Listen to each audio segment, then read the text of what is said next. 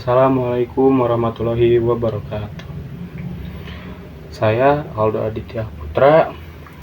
Pada hari ini kita akan mengeksplor salah satu provinsi yang berada di Pulau Sumatera, yaitu Provinsi Sumatera Barat, melihat bagaimana konsep-konsep penting yang saling terkait dan memahami dampaknya dalam kehidupan sehari-hari. Siapkan diri kalian, gaskan!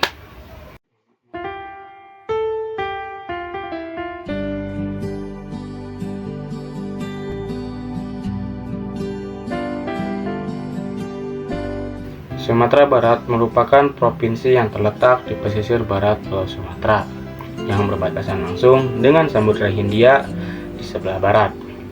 Secara letak astronomis, Provinsi Sumatera Barat berada di antara 0 derajat 54 menit lintang utara sampai 3 derajat 30 menit lintang selatan, dan 98 derajat 36 menit bujur timur sampai 101 derajat 53 menit bujur timur, dengan ibu kota provinsinya yang berada di Kota Padang.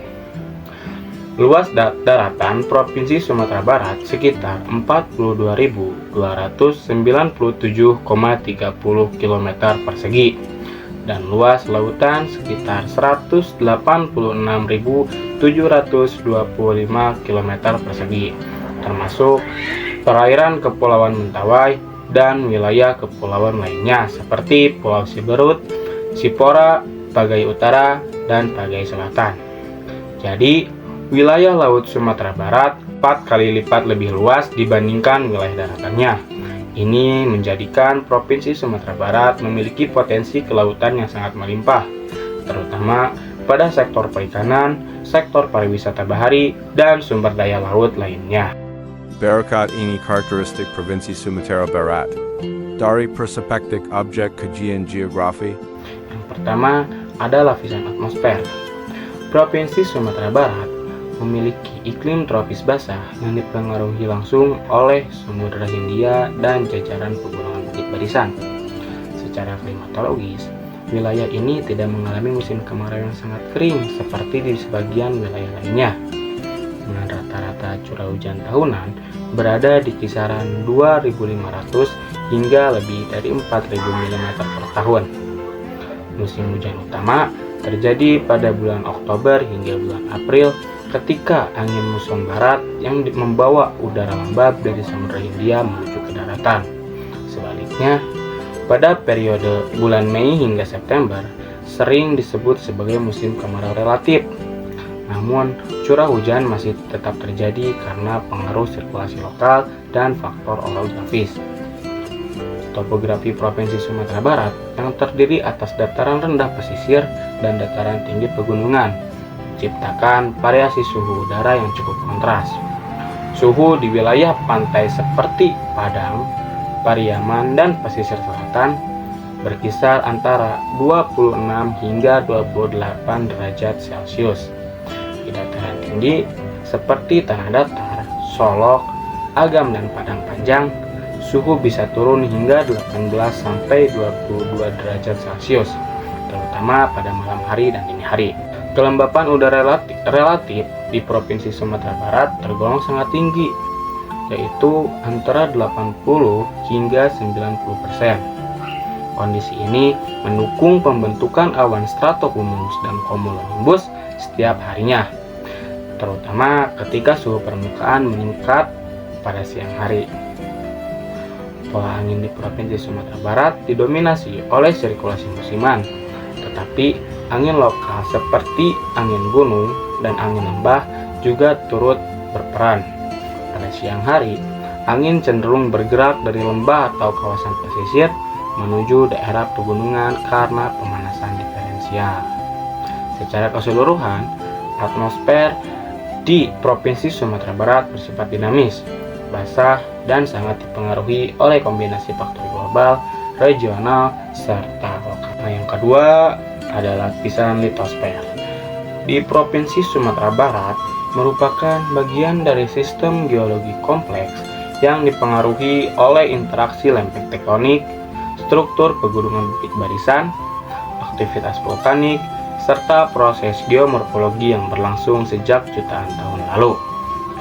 Wilayah ini juga berada di zona subduksi aktif, di mana lempeng Indo-Australia bergerak menekan dan menyusup ke bawah lempeng Eurasia di lepas pantai barat Sumatera. Tumpukan lempeng ini membentuk tatanan fisiografi yang khas sekaligus menjadi Provinsi Sumatera Barat rawan dengan bencana gempa dan aktivitas vulkanisme. Keberadaan pegunungan Bukit Barisan yang membentang dari utara hingga selatan yang menjadi tulang punggung morfologi daratannya yang bervariasi dari 500 hingga lebih dari 3000 meter di atas permukaan laut.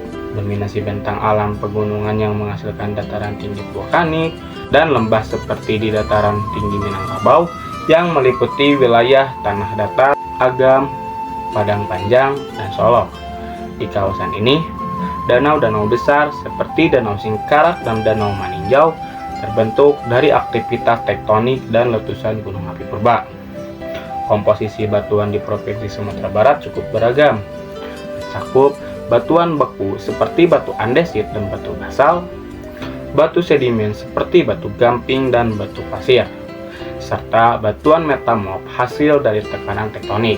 Produk vulkanisme seperti tuf, pasir vulkanik, dan endapan piroklastik menyusun sebagian besar lapisan tanah di dataran tinggi, sehingga tanahnya subur dan cocok untuk sektor pertanian. Materi hasil pelapukan batuan vulkanik menghasilkan tanah andosol dan tanah latosol yang dapat menyuburkan lahan pertanian seperti sawah, kebun teh, tebu, dan pertanian hortikultura lainnya. Secara keseluruhan, lapisan litosfer di Provinsi Sumatera Barat merupakan kombinasi antara proses tektonik aktif, vulkanisme, struktur pegunungan, dan sedimentasi yang membentuk relief dan sumber daya tanah. Yang ketiga ada lapisan hidrosfer. Provinsi Sumatera Barat memiliki sistem hidrologi yang sangat beragam dan kompleks karena dipengaruhi oleh curah hujan yang tinggi, topografi pegunungan, dan keberadaan cikungan air yang tersebar di berbagai wilayah, sehingga air menjadi elemen penting dalam membentuk bentang alam, ekosistem, serta aktivitas penduduk. Adapun juga sungai-sungai utama seperti Sungai Batanghari, Sungai Batanganai, Sungai Batang Arau, Sungai Batang Ombilin, Sungai Batang Sinamar yang mengalir dari hulu pegunungan ke arah timur dan barat. Bentukan aliran sungai ini umumnya dipengaruhi oleh lereng yang curam dan morfologi patahan. Adapun juga danau-danau seperti Danau Singkarak, Danau Maninjau, Danau Kembar yang merupakan cekungan besar terbentuk dari aktivitas vulkanik dan tektonik di masa lampau, sehingga danau-danau ini dimanfaatkan sebagai sumber air, pengatur iklim lokal, untuk pembangkit listrik tenaga air, serta sebagai habitat biotik. Yang keempat adalah lapisan biosfer. Provinsi Sumatera Barat juga memiliki aspek biosfer yang berkembang dari kombinasi iklim lembab, bentang alam pegunungan, tanah yang subur hasil aktivitas vulkanik, dan sistem hidrologi yang melimpah, sehingga menciptakan ekosistem yang kaya, mulai dari hutan hujan tropis pegunungan hingga ekosistem pesisir. Di sebagian besar wilayah hutan di sepanjang pegunungan Bukit Barisan, termasuk kawasan konservasi seperti Taman Nasional Kerinci Seblat, merupakan situs warisan UNESCO dengan dihuni oleh berbagai spesies flora dan fauna yang langka seperti harimau Sumatera, gajah Sumatera, tapir, beruang madu, siamang, dan berbagai jenis primata endemik lainnya. Flora di wilayah ini didominasi oleh vegetasi hutan hujan tropis dataran rendah dan pegunungan yang memiliki keanekaragaman, seperti adanya tumbuhan Rafflesia arnoldi, meranti, damar, rotan, kayu manis, dan anggrek hutan. Di pesisir barat terdapat ekosistem mangrove, rawa, dan pantai berpasir untuk menopang kehidupan biota laut. di Danau Maninjau dan Singkarak juga menjadi tempat ekosistem air tawar yang penting bagi habitat ikan endemik seperti ikan bilih, serta sebagai sumber kehidupan masyarakat sekitar.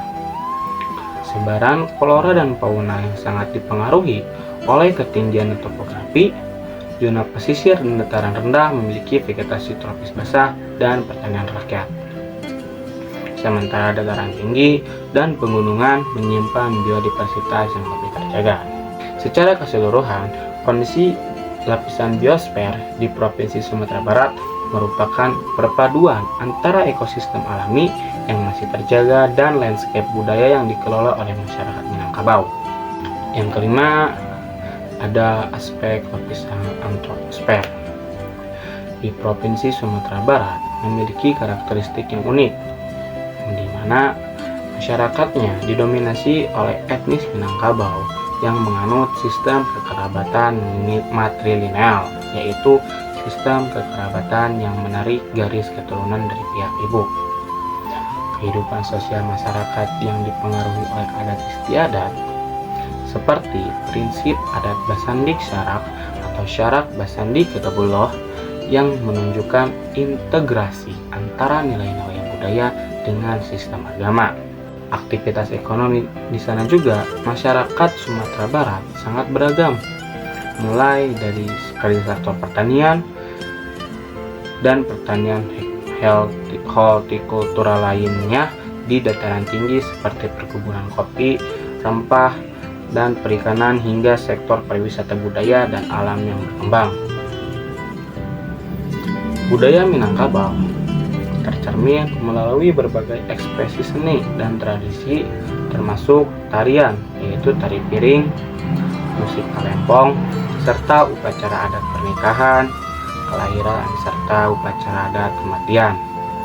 Mobilitas penduduk, terutama dengan tradisi merantau, yang menunjukkan adaptasi masyarakat terhadap peluang pendidikan, pekerjaan di luar daerah, sekaligus memperkuat jaringan sosial antar wilayah.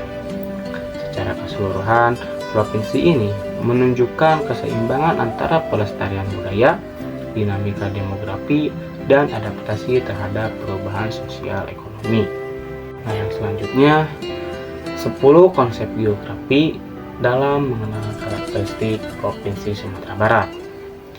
Yang pertama itu ada konsep lokasi. Konsep lokasi terbagi menjadi dua, yang dimana terdapat lokasi absolut. Provinsi Sumatera Barat ditentukan dengan garis koordinat antara 0 derajat 54 menit lintang utara sampai 3 derajat 30 menit lintang selatan dan 98 derajat 36 menit bujur timur sampai 101 derajat 53 menit bujur timur. Lokasi relatifnya, Provinsi Sumatera Barat terletak di sisi Pulau Barat Sumatera yang berbatasan dengan Riau di timur, Sumatera Utara di utara, Bengkulu di selatan, dan Samudra Hindia di barat. Posisi ini dapat memberikan karakteristik geografis yang strategis. Secara fisik, dekat dengan jalur perdagangan maritim internasional, dan secara budaya menjadi titik pertemuan berbagai etnis dan pengaruh luar. Contohnya, akses ke Samudra Hindia membuat Padang menjadi pusat pelabuhan yang penting sejak zaman kolonial hingga saat ini. Yang kedua, ada konsep jarak. Jarak antar wilayah di Provinsi Sumatera Barat dipengaruhi oleh morfologi pegunungan Bukit Barisan. Misalnya, jarak Padang ke Bukit Tinggi sekitar 90 km. Namun, karena kontur jalan yang berkelok dan menanjak, waktu tempuh bisa mencapai 2-3 jam. Di mana jarak ini mempengaruhi distribusi barang, akses pendidikan, dan mobilitas tenaga kerja. Jarak juga menciptakan ketidaksetaraan perkembangan antara daerah pesisir yang mudah dijangkau dan daerah pedalaman yang terpencil. Konsep ketiga yaitu ada konsep keterjangkauan. Keterjangkauan di Provinsi Sumatera Barat dipengaruhi oleh infrastruktur transportasi dan kondisi alam. Kota Padang sebagai ibu kota provinsi memiliki pelabuhan, bandara, dan jalan raya yang mempermudah akses logistik dan mobilitas penduduk. Sementara itu, di daerah pegunungan seperti Kabupaten Solok dan Agam relatif sulit dijangkau, terutama saat musim hujan. Keterjangkauan ini berdampak pada pemerataan pembangunan, ketersediaan layanan kesehatan, dan distribusi barang. Yang selanjutnya, ada konsep pola. Pola pemukiman di Provinsi Sumatera Barat mencerminkan dengan adaptasi manusia terhadap alamnya. Seperti di pesisir, pola pemukiman lebih menyebar dan berfokus pada perdagangan setelah pelabuhan. Sedangkan di pegunungan, pemukiman mengikuti kontur bukit secara linear. Selanjutnya, pada konsep morfologi, di Provinsi Sumatera Barat didominasikan oleh pegunungan bukit barisan dengan dataran sempit di pesisir dan lembah sungai yang subur di pedalaman. Morfologi ini mempengaruhi aliran sungai seperti Batanghari dan Batanghagam, pola pertanian, serta jalur transportasi. Bentuk lahan berbukit dan lembah menciptakan pemandangan yang indah, mendukung sektor pariwisata seperti Ngarai Sianok dan Danau Maninjau. Selanjutnya, pada konsep aglomerasi. Di Provinsi Sumatera Barat terlihat pada konsentrasi kegiatan ekonomi, sosial, dan budaya di kota-kota utama. Misalnya, di Kota Padang, Bukit Tinggi, Payakumbuh, dan Padang Panjang. Kota Padang sebagai ibu kota yang menjadi pusat pemerintahan, perdagangan, pendidikan, dan jasa. Sementara daerah Bukit Tinggi berperan sebagai pusat pariwisata dan perdagangan dataran tinggi. Konsentrasi ini memunculkan hubungan antar kota yang kuat, mempermudah arus barang dan mobilitas penduduk. Pola aglomerasi yang mendukung perkembangan infrastruktur, pelayanan publik, dan interaksi sosial ekonomi di wilayah sekitarnya. Selanjutnya, ada konsep nilai kegunaan. Di Provinsi Sumatera Barat memiliki nilai kegunaan tinggi, mulai dari sumber daya alam dan budaya. Pertanian padi di daerah dataran tinggi, perkebunan kopi di Solok dan Tanah Datar, perikanan di pesisir barat, serta wisata alam dan budaya seperti Rumah Gadang, Ngarai Sianok, Danau Maninjau yang menjadi aset ekonomi. Nilai kegunaan ini juga dapat mencakup potensi energi seperti pembangkit listrik tenaga air yang berada di sungai-sungai pegunungan, serta budaya yang menarik wisatawan. Selanjutnya ada konsep interaksi dan interdependensi yang mencerminkan dari hubungan kota ke desa dan antar provinsi. Seperti Kota Padang yang mengimpor hasil pertanian dan perkebunan dari pedalaman, sementara desa-desa dapat mengakses barang kebutuhan dan pasar dari kota. Hubungan ekonomi antara provinsi di Sumatera, misalnya perdagangan hasil bumi dengan Riau atau Jambi, memperkuat ketergantungan regional. Sosial dan budaya juga saling mempengaruhi, misalnya migrasi orang Minangkabau ke luar negeri atau ke pulau lain. Yang kesembilan, konsep diferensiasi area.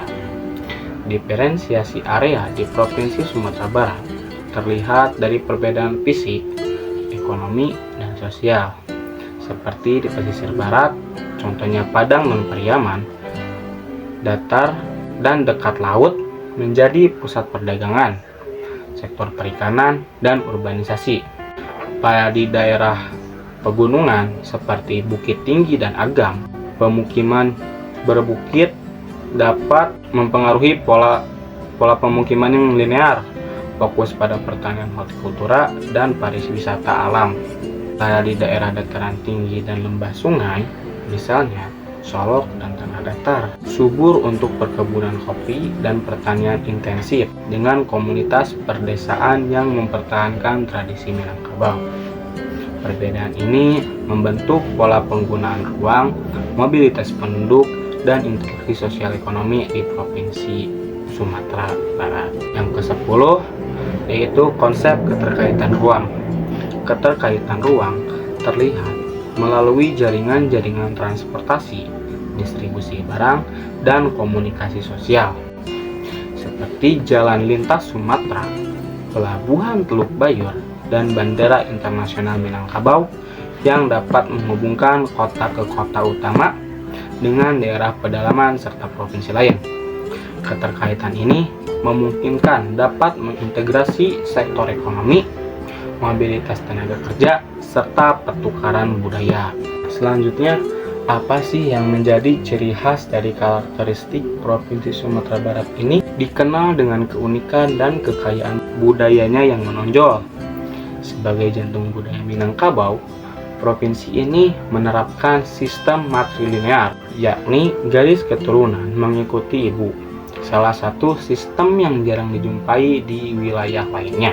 Adapun rumah gadang dengan atap bergonjong yang menyerupai tanduk kerbau menjadi ikon arsitektur khas Minangkabau yang sangat memikat. Selain kekayaan budaya, Provinsi Sumatera Barat juga terkenal dengan kuliner yang menggugah selera. Contohnya seperti masakan Padang, yakni rendang, sate Padang, gulai, dan dendeng balado. Makanan tersebut telah mendunia berkat cita rasa rempahnya yang kaya. Sempat dinobatkan sebagai salah satu makanan terlezat di dunia yang menjadikan kuliner tersebut di daerah ini sebagai kebanggaan nasional. Filosofi merantau yang menjadi salah satu nilai penting dalam masyarakat Minangkabau. Tradisi ini mendorong laki-laki untuk merantau mencari ilmu dan pengalaman, kemudian kembali untuk membawa keberhasilan. Akibatnya, banyak sekali masyarakat Minang yang tersebar di berbagai wilayah Indonesia sambil tetap mempertahankan identitas budaya mereka. Di Provinsi Sumatera Barat juga memiliki keindahan alam yang tak kalah memikat. Contohnya seperti Danau Singkarak, Danau Maninjau, dan Ngarai Sianok hingga Kepulauan Mentawai yang terkenal dengan ombaknya bagi para peselancar. Provinsi ini menawarkan landscape hijau yang berbukit-bukit serta panorama alam yang memukau. Tak hanya budaya dan alam, Provinsi Sumatera Barat juga dapat menjadi pusat pendidikan Islam yang penting karena di sana banyak surau dan lembaga pendidikan Islam tradisional yang berperan dalam perkembangan pendidikan dan penyebaran ilmu di Indonesia, menunjukkan kekayaan intelektual dan spiritual masyarakatnya. Demikianlah pembahasan kita pada sesi kali ini. Semoga materi yang telah disampaikan dapat menambah wawasan dan pemahaman tentang karakteristik Provinsi Sumatera Barat dalam objek kajian geografi serta mengaitkan ke 10 konsep tersebut sehingga menunjukkan keterkaitan antar wilayah dengan wilayah lainnya. Jangan lupa untuk terus mengeksplorasi dan mencari tahu dan mengaitkan ilmu ini dengan kehidupan nyata. Terima kasih telah menyimak. Wassalamualaikum warahmatullahi wabarakatuh.